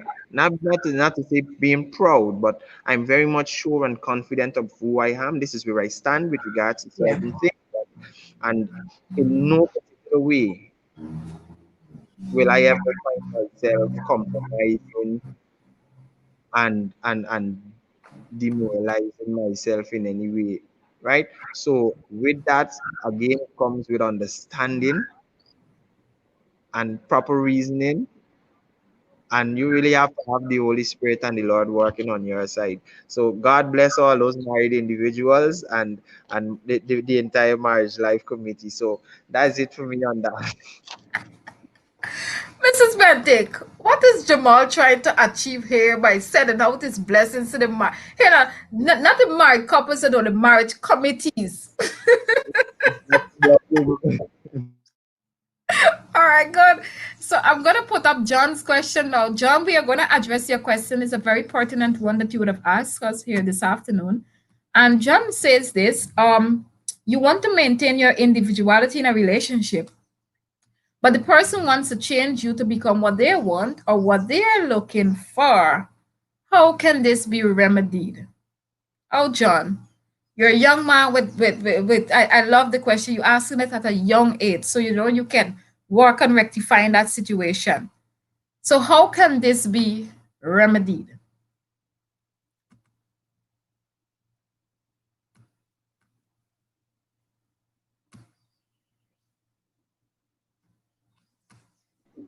Sister Fraley, Okay, I'm thinking about it a bit. Um, you want to maintain your individuality in a relationship, but the person wants to change you. Um, I think that, well, I'll say it without boldly. I think that a person shouldn't attempt to change somebody. In fact, you shouldn't go about trying to change anybody. You'd be rather frustrated. Yes, and because it would not be successful. Yeah. If it is that somebody is attempting to change you, because earlier I said I do um, recognize the importance of that self work. Yeah, working on yourself and stuff. If it is that the person is giving you a constructive sort of criticism or trying to help you to grow, to become a better version of yourself, you can look into that and see, okay, do I really need to make an adjustment here? I'm not saying that you just take what the person's saying blindly either. You can make an assessment for yourself, yes, and see whether or not you need to make an adjustment. If it is that you find that, okay, you just can't make that adjustment, or the both of you just recognize that, hey, we just not compatible, we just not able to work together well, then just leave.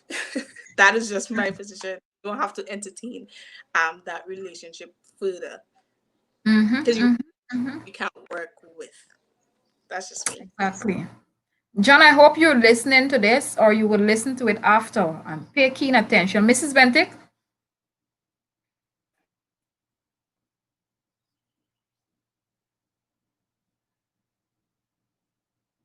your microphone is muted.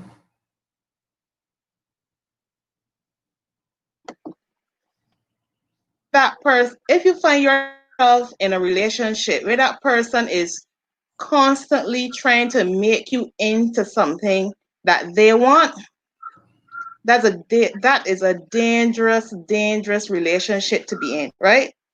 They can make, if they are allowed to do that, they can make you into anything: a thief, a liar, anything, right? For any person who finds themselves in that kind of relationship, and they once they recognize it, do like Joseph and run hard, hard. Because in the long run, what that person is trying to do is to control you. It's to control you, your every move. Every move you make, they have to be in control of that. They control of what you should say and how you should say it. They're in control of how you should dress, how you should look. You know, it is a serious question that was asked there, and is one that persons really need to think about and examine the relationships that they find themselves in. You find yourself in that relationship, in that kind of relationship, run hard, hard. Yep, beautifully put. Pompey, I'm going to agree fully with what Sister Bentic said. Do like Joseph and run. Um, my thing is, I'm still puzzled as to why would persons see somebody, think to themselves, like them. We're gonna go with the notion of them thinking that they'll actually like this person for who they are when they first met, and then think it best to change that person. I'm wondering why. If I'm to come up with a remedy for on how to deal with that, it would be firstly to uh, find some sort of help. I believe I'm gonna say use me myself for example. I would need help first and foremost. I probably have some self-esteem problems because I'm not confident at the same time. I have a lot of insecurities. And finally, I basically am not comfortable with myself. And in that case, I believe I would have been lying to myself, thinking uh, that this person means the best for me, and that happens in the majority of cases because we Yeah. think that this person is the right person, and um, if it is that we need to make sacrifices in relationships, because how else do you think we're going to get where we need to reach and all of these things? um,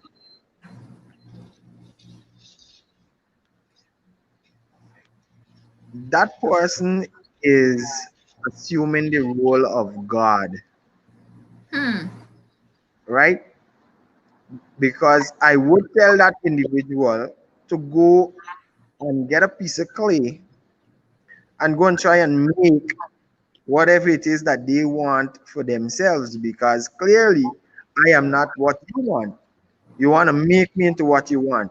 And that in itself shows me, for some particular reason, that persons, well, some persons know what they want, and some are very much lazy and not interested, or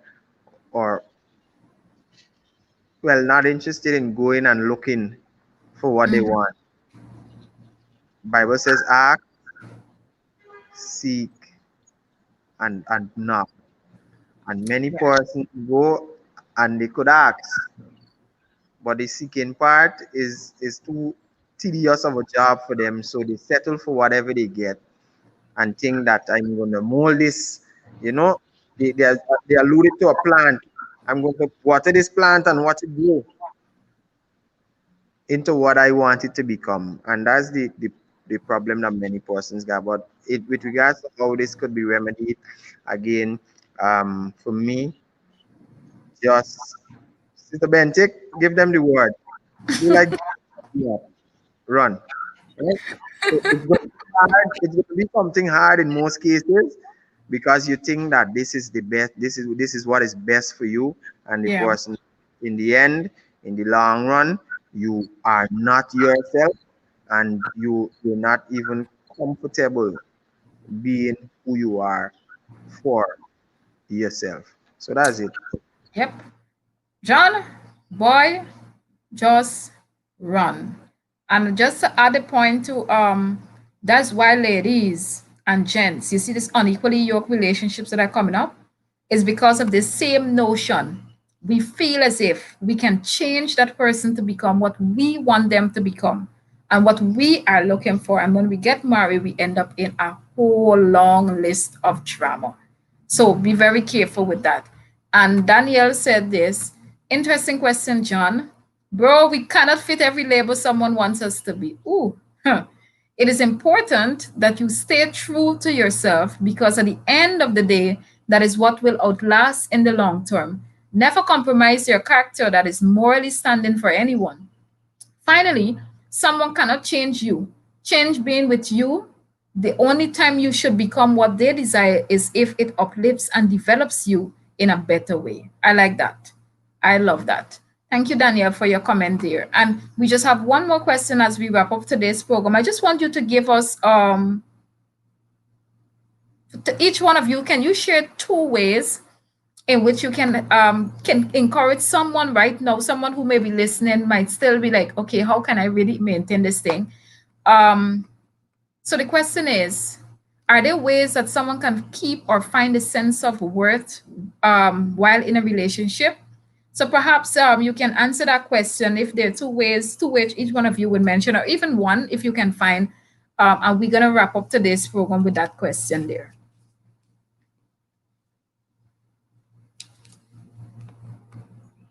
And while they're pondering on that final question, I want to let you know that on Friday, God's Way Life, we are looking at a very touchy topic. You know, Fridays we're dealing with our social issues, and we're looking at sexual abuse on Friday. And I have two testimonials of two girls who were raped, and they would have consented to share their story here on the program. And I have with me, of course, a panel who will be able to explore explore the topic of sexual abuse. We have a lawyer who will be here also, so you will know in terms of the court system, the law involves, and that involves all of that. So we are going to look at sexual abuse on Friday. It may seem as if a certain sexual abuse, rather certain social issues, sometimes can come off as cliche to us, but many times we don't pay attention to the depth in which it is affecting our young people and even older folks in our society. So please tune in on Friday as we explore that topic. Um, and as Levon rightly said, before I take your comments on the question, each individual must maintain his or her personality. So it comes back to that, or as we were looking at your individuality. So panelists, over to you with our final question that we will explore this afternoon. All right, so I'm gonna go quickly. I believe that when I think of worth, I think about value, and uh, in in in this sense, it is important for me to know my value. I mean, I'm not coming over as one being proud or overconfident, but it helps to know who you are.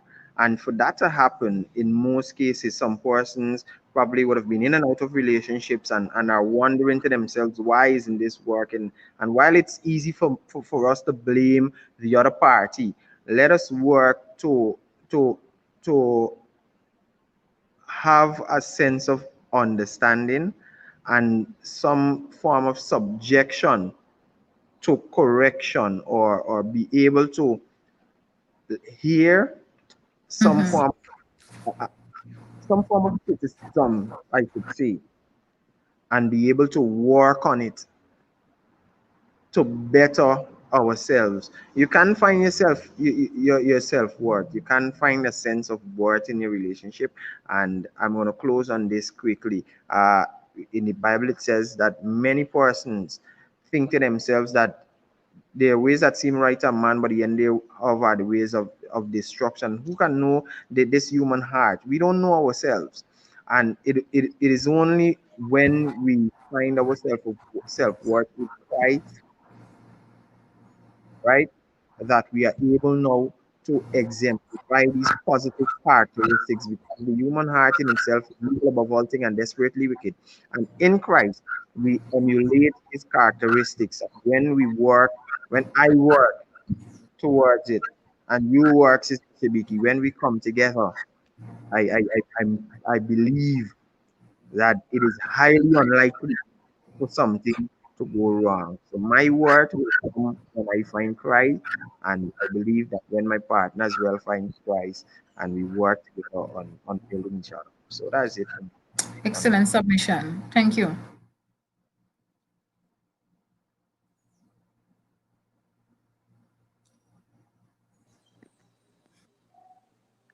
I'm not sure that I understood the question actually. I wasn't clear on it. Okay, so we're looking at ways in which, all right, so I'm going to take Mrs. Bentic and then I'm going to come back to you.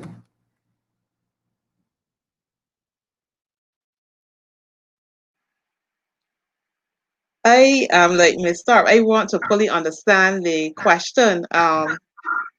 So could you just expand a bit more on it?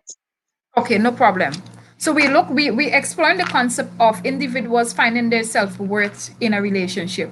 So one of the things we are trying to explore here, while persons are trying to maintain their individuality at the same time, the question is, are there ways that someone can keep or find that sense of self-worth while maintaining that individuality in a relationship?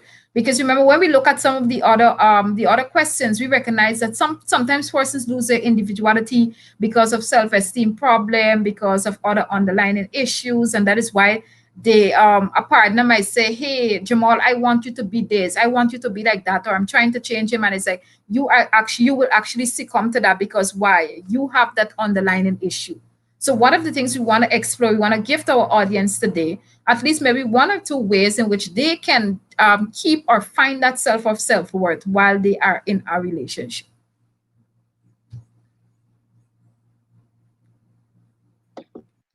Okay. I would suggest spend time getting to know who you are. Try things different, especially if you're young. You know, try your hand at something. Go cooking class, baking. I like to keep things practical. And you Yeah. doing spending time with yourself. You know, you get to figure out who you are, what you want to do. You may never bake anything in your life, but you decided, let me go and do a baking class. You know, and then you realize, you know what? I like this. So that is something that I can pursue later on and be the best baker. And it can range to a number of things. So try your hand as young people. I always tell young people, as young people, try your hand at everything, so that you can figure out what you are good at. When you try Yeah. your hand at things and you put yourself out there in a positive way, you get involved in church activities and you get to see where your strengths are, where your weaknesses are.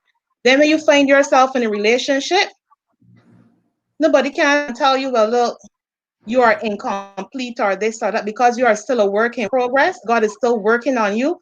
And wherever you find yourself, and once you're doing it, as I said, God's way, you are complete. You are complete. So you just have to stay focused, spend time engaging yourself in the word, get involved, and by doing that, you can actually figure out, this is what I like, this is what I don't like, and so on. Thank you for that. Yep. Praline.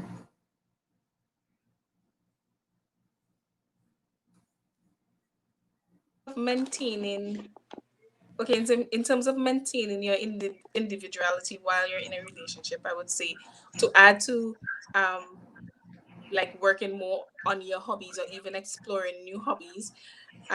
You can also, like, don't be afraid to spend time with yourself, just as what Mrs. Yeah. Bentic was saying, and also speak up for yourself.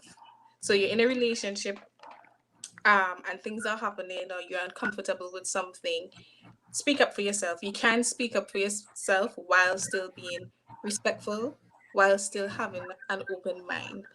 Um, yeah, so let's speak up for yourself, and talk to people that you can trust. Talk to people who are wise or just have more experience than you with regard to your relationship, because they could help provide insights and stuff like that. Excellent. Thank you so much for sharing. Once again, I'm just gonna put this flyer on the screen for us here. I just want you to know, all each and every one of you, you're invited to our reunion, reminiscing the past, anticipating the future. And it's this weekend from Friday. Look at my page, you will see it very soon up, and all of you are invited. So, once again, I want to say thank you to all our viewers. Fran, I didn't think I welcome you when you came in, but welcome to you, Sister Yvette. You would have just joined us. Welcome. And I want to say to all of our audience, members of the audience, you have been an amazing audience, whether you were viewing on YouTube or on Facebook here. Thanks for the comments, of course. And don't forget, we um, on Friday, we are looking at sexual abuse, discovery, and healing. We're going to find out how those two girls who were raped, how they would have coped, how they were able to heal over time with that. And you will also hear from the members of our panel on Friday. So that brings us to the end of our broadcast for today. And I'm going to end with Daniel's comment: stay the course, take up your new opportunities that will benefit your character. Daniel, thank you very much for sharing that. And I just want to say to all of us, remember, folks, you're fearfully, you're wonderfully made. And even as you look at your individuality, and if you keep that in mind when you enter that relationship, trust me, you will find that joy and that love, and what you will find things that God wants you to bring to the table. And ladies and gents, don't go into a relationship, don't bring in anything to the table. We can't eat without food, people. We can't eat with plate alone. Imagine a plate and a fork there. Table set nice with no food. It make no sense. So just don't bring yourself to the table. bring what God would have given you, your God-given abilities, and trust me, you will make the best out of your relationship. So long. Thank you once again, Jamal Pompey. I'm so sorry that Renata couldn't continue with us. Renata Monroe, who was with us from Guyana, Jamal Pompey from Guyana. We have Fraylin Thorpe from the that name anyway.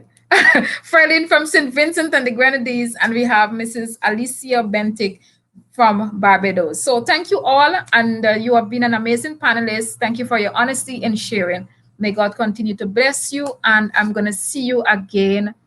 Well, not this panel, but I'm going to see my audience again on Friday at 2 o'clock. So long, folks.